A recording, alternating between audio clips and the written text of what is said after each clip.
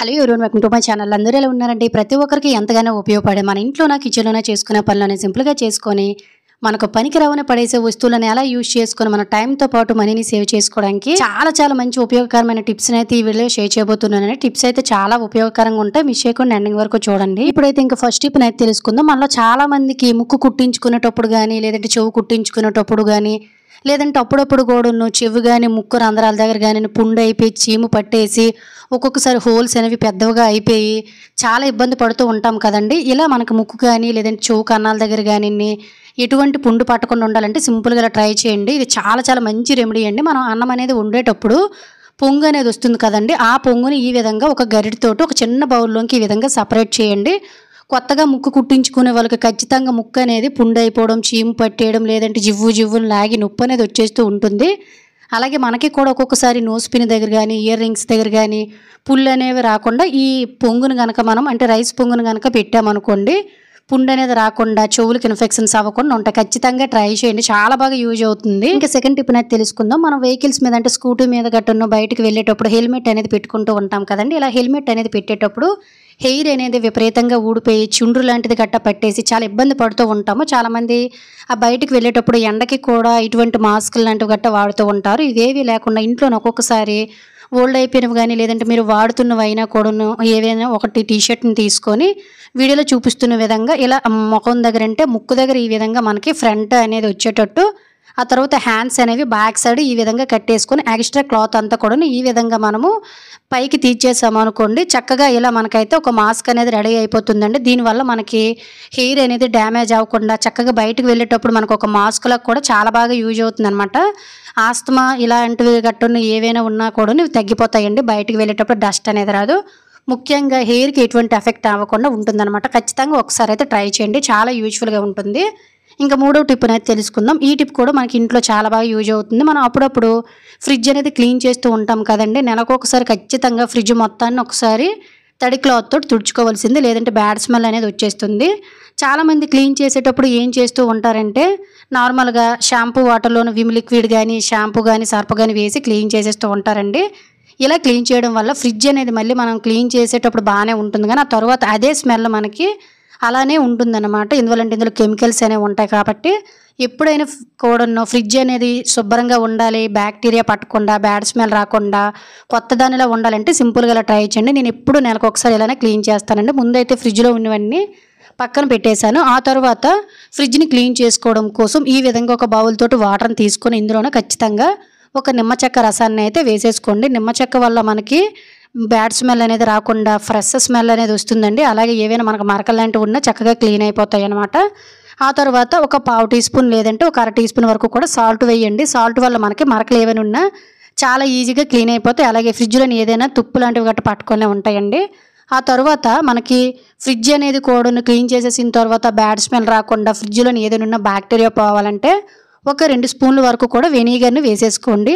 ఇలా వాటర్ని తయారు చేసేసుకున్న తర్వాత ఒక క్లాత్ని ఇందులో పెట్టేసుకొని ఈ క్లాత్ తోటి ఫ్రిడ్జ్ని మనం చక్కగా నెలకు ఒకసారి 2 నెలలకు ఒకసారి ఎప్పటికప్పుడు క్లీన్ చేసుకున్నాం అనుకోండి, బ్యాడ్ స్మెల్ రాకుండా కొత్త వాటిలాగా అయితే ఉంటుందన్నమాట. అలాగే ఫ్రెండ్స్, ఇంకో చిన్న రిక్వెస్ట్ అండి, ఇంకా మీరు ఎవరైనా మన ఛానల్ సబ్స్క్రైబ్ చేసుకోలేకపోతే ప్లీజ్ సబ్స్క్రైబ్ చేసుకొని పక్కన ఉన్న బెల్ ఐకాన్ ఆల్ యాక్టివేట్ చేసుకోండి. అలాగే వీడియో కనుక నచ్చినట్లయితే ప్లీజ్ ఒక లైక్ చేసి ఇటువంటి యూజ్ఫుల్ టిప్స్ని మీ ఫ్రెండ్స్ అండ్ ఫ్యామిలీకి షేర్ చేయడం అయితే మర్చిపోకండి. మీరు కావాలంటే ఈ పై ఉంటాయి కదా మన కలమరాసు, వాటిని తీసి ఈజీగా క్లీన్ చేసేసుకోవచ్చు. లేదు అంత టైం లేదు అనుకున్నట్లయితే సింపుల్గా మనం ఇలా తయారు చేసిన వాటర్ తోటి చక్కగా నెలకు ఒకసారి 15 రోజులకు ఒకసారి ఇలా క్లీన్ చేసేసుకొని ఆ తర్వాత ఒక పొడిగుడ్డతోటి నీట్గా క్లీన్ చేసి చూడండి. ఫ్రిడ్జ్ అనేది ఎన్ని సంవత్సరాలైనా అదే విధంగా ఉంటుంది.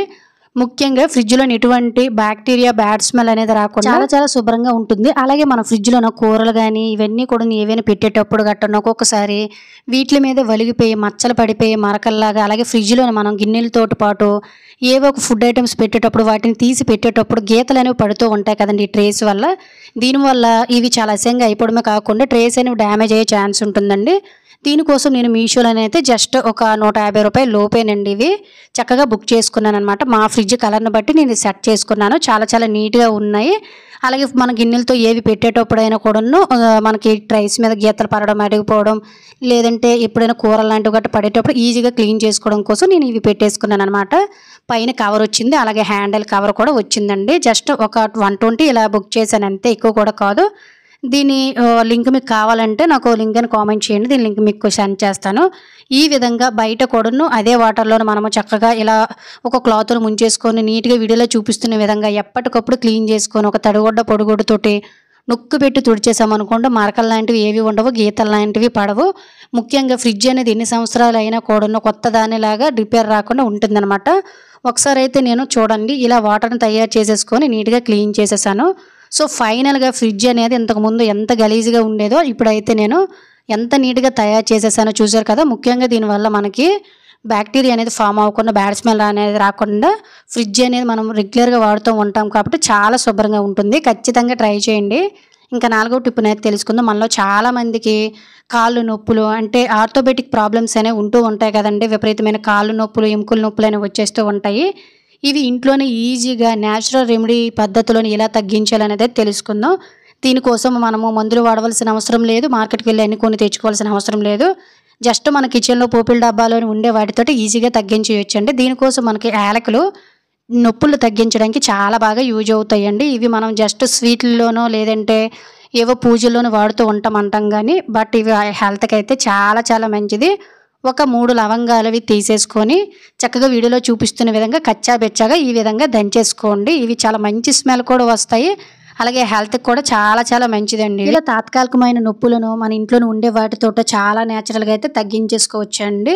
ఈ విధంగా నేను కచ్చాబెచ్చాగా దంచేసిన తర్వాత వీడియోలో చూపిస్తున్న విధంగా ఒక గ్లాసుడు వాటర్ తీసుకొని ఈ విధంగా ఒక 5-6 గంటలు లేదంటే ముందు రోజు నైట్ మనం ఈ యాలకులు వేసేసుకొని చక్కగా ఒక స్పూన్ తోటి మిక్స్ చేసేసుకొని నానినంత వరకు కూడాను మూత పెట్టేసి పక్కన ఖచ్చితంగా ఒక 4-5 గంటలు మాత్రం పక్కన పెట్టాలండి. ఆ తర్వాత ఈ ఫ్లేవర్ పోషకాలన్నీ కూడా ఈ వాటర్లో కలుస్తాయి. ఆ తర్వాత మీరు దీన్ని ఎవరైతే ఈ కాళ్ళ నొప్పులు, ఎముకల నొప్పులతో బాధపడుతున్నారో దీన్ని రెగ్యులర్గా ఒక గ్లాస్ తీసుకున్నట్లయితే చాలా మంచి హెల్త్ బెనిఫిట్స్ అనేవి ఉంటాయండి. ప్రాబ్లమ్స్ ఏమున్నా క్లియర్ అయిపోతాయి, గ్యాస్ట్రిక్ సమస్య అనేది తగ్గుతుంది. ముఖ్యంగా కీళ్ళ నొప్పులు, ఎముక నొప్పులు, కాళ్ళ నొప్పులు అనేవి చక్కగా తగ్గుతాయండి. దీనివల్ల మన టైంతో పాటు మన ఆరోగ్యం మెరుగుపడుతుంది, చాలా డబ్బులు సేవ్ కూడా అవుతాయి. ఖచ్చితంగా ట్రై చేయండి, ఎవరికైనా యూజ్ అవుతుందంటే. 5వ టిప్ని అయితే తెలుసుకుందాము. ప్రతి ఒక్కరూ ఇలానే చేస్తూ ఉంటాం కదండి. అరటిపళ్ళు తినేసిన తర్వాత అరటిపండు తినేసి వాటి తొక్కని ఎందుకు పనికిరాదని తొక్కే కదా అని పడేస్తూ ఉంటాం కానీ వీటి ఉపయోగాలు తెలిస్తే మీరు జన్మలో ఒక అరటిపండు తొక్క కూడా పడేరండి. మనం అరటిపండు తొక్కని స్కిన్ ఎవరికైతే డ్రైగా ఉంటుందో అలాగే స్కిన్ మీద మచ్చలు తగ్గాలన్నా కూడా ఫేస్కి పెట్టుకోవచ్చు, అలాగే హెయిర్కి కూడా పెట్టుకున్నాం అనుకోండి హెయిర్ అనేది డ్రై అయిపోకుండా ఉంటుంది. అలాగే ఓన్లీ మన ఇలా స్కిన్కి హెయిర్కే కాకుండా మన ఇంట్లో ఉండే వస్తువులను కూడా నీట్గా క్లీన్ చేసుకొని కొత్త వాటిలా మెరిపించుకోవచ్చండి. సో దీనికోసము మనలో చాలామంది ఇంట్లోన స్టిచ్చింగ్ మిషన్స్ అనేవి అప్పుడప్పుడు కుడుతూ ఉంటారు కదండి. 4-5 రోజులకే మనకి ఈ విధంగా డస్ట్ అనేది పట్టేస్తూ ఉంటుంది. అలాగే మిషన్ కూడా ఒక్కొక్కసారి స్ట్రక్ అవుతుంది కదా. మిషన్ అనేది స్ట్రక్ అవ్వకుండా, రిపేర్ రాకుండా మిషన్ అనేది ఎన్ని సంవత్సరాలైనా కొత్త దానిలా ఇలా మెరిసిపోవాలంటే సింపుల్గా ఇలా అరటిపండు తొక్కతో క్లీన్ చేస్తే సరిపోతుందండి. ముందైతే ఒక్కొక్కసారి మనము బట్టలు కుట్టే దగ్గర కూడా తుప్పు పడుతుందండి. అలాగే మనకి డబల్ కుట్టు పడిపోవడం, పోస్ట్ కుట్టు పడిపోవడం లాంటివి జరుగుతూ ఉంటాయి కదా. సో దానికి రీజన్ వచ్చేసరికి ముళ్ళు అనేది సరిగ్గా లేకపోవడం అనమాట. దీనికోసం మనకు అక్కడ సూది అనేది ఉంటుంది కదండి. ఆ సూదిని వీడియోలో చూపిస్తున్న విధంగా అట్టి తొక్కని ఈ విధంగా కిందన పెట్టి ఆ అట్టి తొక్క అనేది మనకి అట్టి తొక్కలోంకి సూది అనేది కిందకి పైకి వెళ్ళేటట్టు మనం చక్రం రైట్ సైడ్ అయితే ఉంటుంది కదండి, దాన్ని ఈ విధంగా కిందకి మీదకి అన్నట్లయితే మనకి ఏదైనా తుప్పు లాంటిది గట్టున్నా, ఏదైనా ఉన్న జంగు లాంటిది గట్టున్నా ఆ సూదిలో అదంతా పోతుంది. అలాగే సూది అనేది మన కుట్లు వేసేటప్పుడు చాలా చక్కగా వస్తాయండి. ఆ తర్వాత మిగిలిన అట్టి తొక్కతోటి వీడియోలో క్లియర్గా చూపిస్తున్నట్లు ఇలా మిషన్ అనేది తుప్పు పట్టకుండా మంచి షైనింగ్ రావాలి, షైనింగ్ మెరుగు పెట్టించినట్టు ఉండాలంటే ఇలా మిషన్తో పాటు మొత్తం ఈ చుట్టూ ఉండే వుడ్డును ఇవంతా కూడాను క్లీన్ చేసేసామనుకోండి చాలా చాలా నీట్గా అయితే ఉంటుంది. ఒక్కసారి చూడండి ఎంత మురుకు అనేది వస్తుందో. ఆ తర్వాత వీలుంటే మీకు ఒక తడిగొడ్డ పొడిగొడ్డతో నొక్కు పెడిచి ఈ విధంగా నీట్గా తుడిచేయండి. దీనికోసం మనము తడిగొడ్డ పెట్టాల్సిన అవసరం అనేది ఏమీ ఉండదు. నేనైతే ఒక టిష్యూ పేపర్ని తీసుకొని వీడియోలో చూపిస్తున్న విధంగా మనం అరటిపండు తొక్కతో తుడిచాం కదండి, షైనింగ్ అనేది వచ్చేస్తుంది.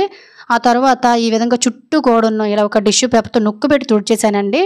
వుడ్ అనేది మనకి ఎన్ని సంవత్సరాలైనా పాడైపోకుండా, షైనింగ్ పోకుండా, మిషన్ తుప్పు పట్టకుండా ఇలా ఎప్పుడు కొత్త దానిలాగా ఉంటుంది. ముఖ్యంగా మిషన్ అనేది స్ట్రక్ అవ్వకుండా ఎప్పుడు కొత్తగా మెరిసిపోవలసిందండి. ఇలా మనకి ఎందుకు పనికిరావని అరటిపండు తొక్కతో చాలా యూజెస్ అయితే ఉంటాయి. ఇంతకుముందు మనకి స్టిచ్చింగ్ మిషన్ ఎలా ఉంది, ఇప్పుడు ఎలా ఉందో ఒకసారి అయితే అబ్జర్వ్ చేయండి. ఎవరైతే స్టిచ్చింగ్ మిషన్ వాడుతున్నారో ఖచ్చితంగా ఈ ట్రిక్ని అయితే ట్రై చేయడం అయితే ఫ్రెండ్స్ ఈరోజు వీడియోలో అయితే టిప్స్ అన్ని మీకు యూజ్ అయ్యని అనుకుంటున్నాను. టిప్స్ కనుక యూజ్ అయినట్లయితే please like, share, subscribe my channel. Thank you for watching. Bye bye.